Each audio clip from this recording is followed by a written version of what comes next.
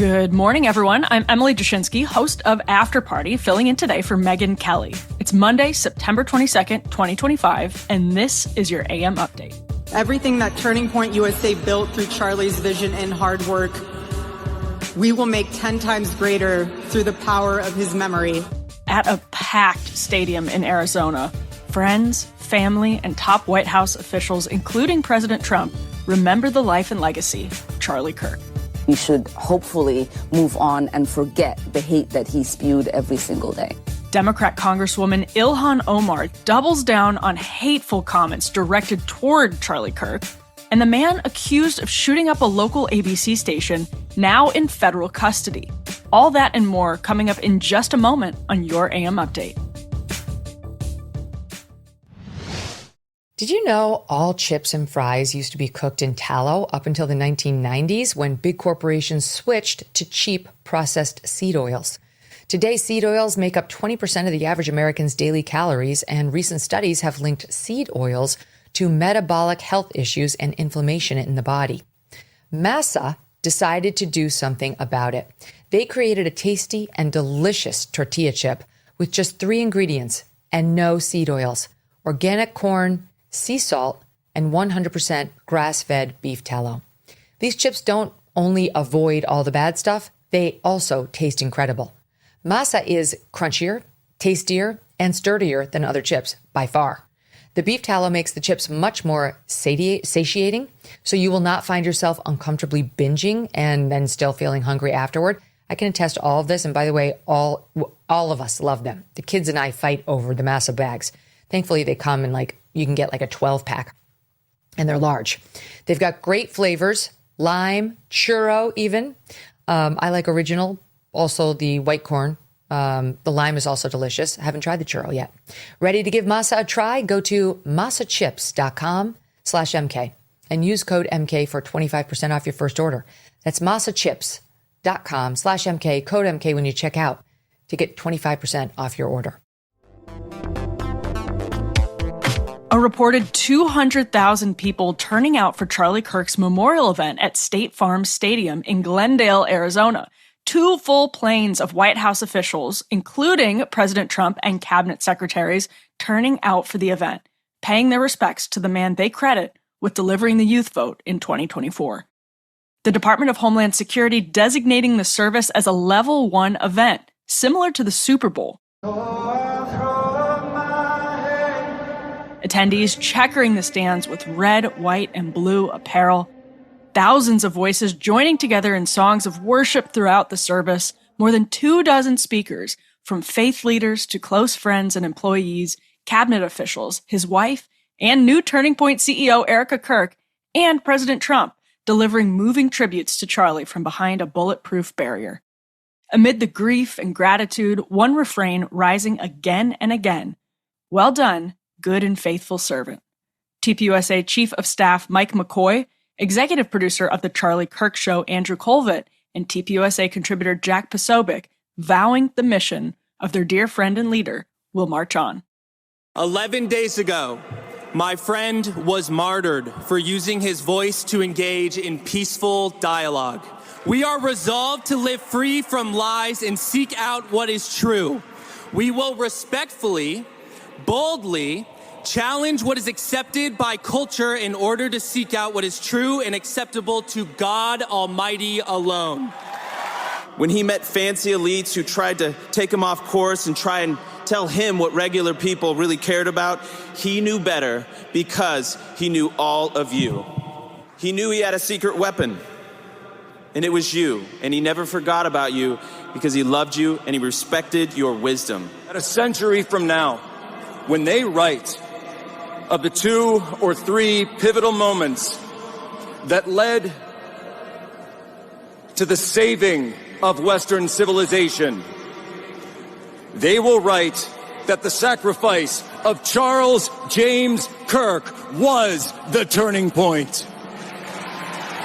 And the ugliness that was been revealed by Charlie's murder will be and is already being overcome by the beauty of the outpouring of love and prayer around the world. Seas of 1,000 candles that have been lit from coast to coast. For Charlie's sacrifice for all of us, we will overcome their evil. Secretary of State Marco Rubio, Secretary of War Pete Hegseth, and HHS Secretary Robert F. Kennedy Jr. honoring Charlie's life's work. But Charlie Kirk was bold. He actively sought out to engage peacefully, respectfully, those who he disagreed with. And he did this on campuses. He did this on podcasts. He did this on radio shows. He did this on television shows. Time and again, he sought to engage those he disagreed with because he understood that we were not created to isolate ourselves from one another. Charlie Kirk did that more than anyone alive in America today is doing. In just 31 years of life, he made a difference. He mattered, and he will matter now more than he ever has before. He was a true believer. Only Christ is king. But over time, he realized, like so many of us have, that this is not a political war. It's not even a cultural war. It's a spiritual war. Faith and family first. There is a God, and as Charlie would say, it is not us. We're sinners saved only by grace in need of the gospel. You see, we always did need less government. But what Charlie understood and infused into his movement is we also needed a lot more God. Charlie had big plans, but God had even bigger plans. He always gave the biggest microphone to the people who were most passionately aligned against him, because he believed that we need to talk to each other and that we needed to be able to say what we mean without saying it mean. Donald Trump Jr., for whom Charlie worked as an aide in the 2016 election, and Vice President J.D. Vance, who credits Charlie with so much of his political success on what comes next in carrying on Charlie's movement. Charlie led the way. His message was clear then, and his message is clear now. We won't back down. We won't be intimidated. But Charlie embodied something at the very core of our movement. When people disagree with us, we don't silence them. We don't destroy them, and we certainly don't sink to violence. We stand tall, and we win with our ideas. He showed all of us how to carry on after his death. You know, Charlie Kirk, he loved history. He devoured the ideas that formed the foundation of our civilization. He stood for a tradition that Socrates established 2,500 years ago to question, to search, and to teach.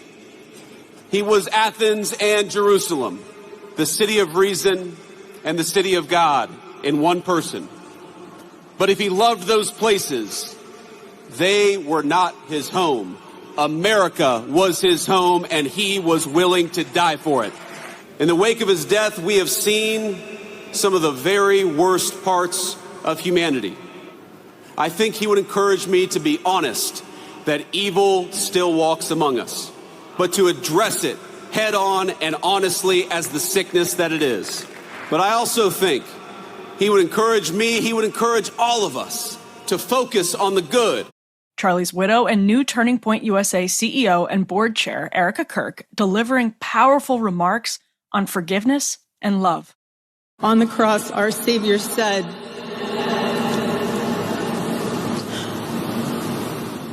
"Father, forgive them, for they not know what they do." That man, that young man, I forgive him. I forgive him because it was what Christ did and is what Charlie would do. The answer to hate is not hate. The answer we know from the gospel is love, and always love. Love for our enemies and love for those who persecute us. The world needs Turning Point USA. Every part of our work will become greater. I am tremendously honored to be the new CEO of Turning Point USA. I do not take that lightly. His passion was my passion, and now his mission is my mission. Everything that Turning Point USA built through Charlie's vision and hard work, we will make 10 times greater through the power of his memory. I love you, Charlie, baby. And I will make you proud. President Trump highlighting Charlie's lasting impact on the MAGA movement. He's a martyr now for American freedom. I know I speak for everyone here today when I say that none of us will ever forget Charlie Kirk, and neither now will history. I got to know him very well and saw immediately that Charlie was actually a master builder of people. It was Charlie who helped unite MAGA, and you know what M-A-H-A is? He brought together Donald Trump, Bobby Kennedy, right here in the great state of Arizona 1 year ago. Remember that? What a night, what a day that was. And it was Charlie who was among the first to speak to me about a man from Ohio by the name of J.D. Vance. Charlie didn't just bring young people into the movement. All of a sudden, it started to grow by leaps and bounds. By 2024, we won more young people than any Republican candidate in the history of our country, including, for the first time, a majority of males under 30. To kill a man like this, he didn't deserve this. He didn't deserve this. Our country didn't deserve this. The assassin failed in his quest because Charlie's message has not been silenced. It now is bigger and better and stronger than ever before, and it's not even close. And it's rare that such a thing happens, but Charlie is bigger today than he was, think about it, just 2 weeks ago. The president concluding the service, inviting Erica back onto the stage as America the Beautiful rang out across the stadium. And on the other side of the moral spectrum, U.S. Congresswoman from Minnesota, Democrat Ilhan Omar, doubling down on the comment she reposted on X just days after Charlie Kirk's assassination. 2 days after Kirk was murdered, Omar sharing a video accusing those of mourning Charlie of, quote, using his death to further their Christo-fascist agenda. The narrator compared Charlie to Dr. Frankenstein, with his monster shooting him in the neck. The deranged monologue goes on from there, though the comments are not worth repeating any further. CNN's Caitlin Collins on Friday offering Omar the chance to clarify or retract those remarks. Omar instead saying this. People found it jarring to hear such criticism of that in the immediate aftermath of what death. I find jarring is that there are so many people willing to excuse the most reprehensible things that he said, that they agree with that they're willing to have monuments for him, that they want to create a day to honor him, and that they want to produce resolutions in the House of Congress honoring his life and legacy. It is one thing to care about his life, because obviously so many people loved him, including his children and wife. But I am not going to sit here and be judged for not wanting to honor any legacy this man has left behind. That should be in the dustbin of history, and we should hopefully move on and forget the hate that he spewed every single day. These comments delivered hours after the Congresswoman voted against a resolution honoring the life and legacy of Charlie Kirk. 58 Democrats voted nay, and 38 voted present. Congresswoman Alexandria Ocasio-Cortez saying on the House floor, the resolution, quote, underscores the majority's recklessness by choosing to author this condemnation and honoring on a purely partisan basis. The resolution, a symbolic gesture, condemning Charlie's assassination and all forms of political violence, commending law enforcement's actions in finding the suspect responsible for the killing, extending condolences to Charlie's family, honoring Charlie's life and leadership and calling upon all Americans to reject political violence and recommit to respectful debate, uphold American values, and respect one another as fellow Americans. Coming up, a man in federal custody after allegedly shooting at a local ABC affiliate in Sacramento. His apparent social media posts pointing to a likely motive. And a New Hampshire country club shot up over the weekend, the shooter allegedly shouting, "Free Palestine." I've been talking a lot about Riverbend Ranch lately because their steaks are amazing. Riverbend Ranch has taken Black Angus beef to a whole new level. For the last 35 years, Riverbend Ranch has been creating a very elite Angus herd by using ultrasound to select genetically superior cattle with a focus on flavor and tenderness. When you purchase from Riverbend Ranch, you are not only supporting the 64 cowboys and cowgirls and their families who work on that ranch, but you're also supporting over 260 other U.S. ranches and the hundreds of American families who work on them. It is born in the USA, raised in the USA, and processed in the USA. It's aged to perfection for 21 days and shipped directly from the ranch to your home. This is not your average Black Angus beef. So order from riverbendranch.com. Use the promo code Megyn, and that'll get you $20 off your first order. And let me know what you think. riverbendranch.com, promo code Megyn. The man accused of firing a gun at a Sacramento ABC affiliate, arrested by the FBI on Saturday night. Around 1:30 p.m. on Friday, someone firing multiple times into ABC 10 in a drive-by shooting. The building, struck 3 times, was occupied at the time of the shooting. Tegna, the company that owns the station, reporting no one was harmed. Authorities who identified the suspect's vehicle arresting 64-year-old Anibal Hernandez-Santana early Saturday morning. Hernandez-Santana charged with assault with a deadly weapon, negligent discharge of a firearm, and shooting into an occupied building. The suspect booked into Sacramento County Jail, bail set at $200,000. He was released later that afternoon.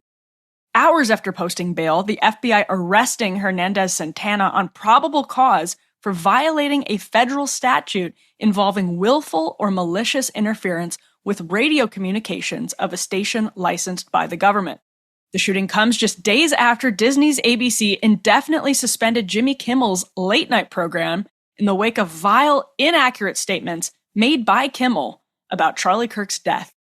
One day prior to the shooting, that same station, the site of a protest over ABC's decision to pull Kimmel's show.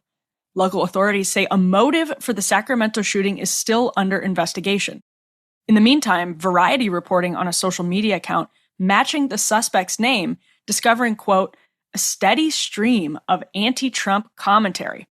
One post from July reading, quote, the authoritarian oligarchy is now complete. CBS Plus caving, big law firms in D.C., the subservient FBI and AG, university presidents stepping down, fanboys, SCOTUS, public radio, ICE goons. We're going to have to fight like hell. Rules don't apply if election was stolen. Fight.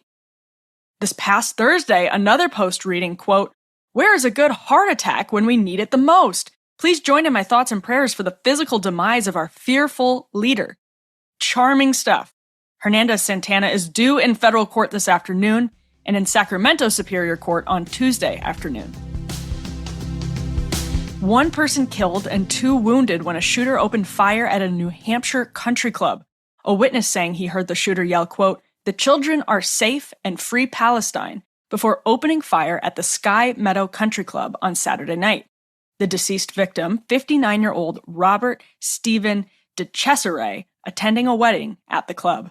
His mother telling local station WMUR, DeCesare threw himself in front of his wife and daughter to protect them from the gunman. Police arresting 23-year-old suspect Hunter Nadeau at the scene. One witness telling local outlet WCVB that a man hit the shooter over the head with a chair, likely saving more people. Investigators saying they are still working to determine the motive, noting no apparent connection between the suspect and the deceased. New Hampshire Attorney General John Formella saying Nadeau previously worked at the country club but has not been employed there for more than a year. AG Formella addressed the Free Palestine reporting saying, quote, It appears to us that those statements were intended to create chaos during the event and that they don't give us much a sense of his motive. One victim, an unidentified employee, is hospitalized in stable condition.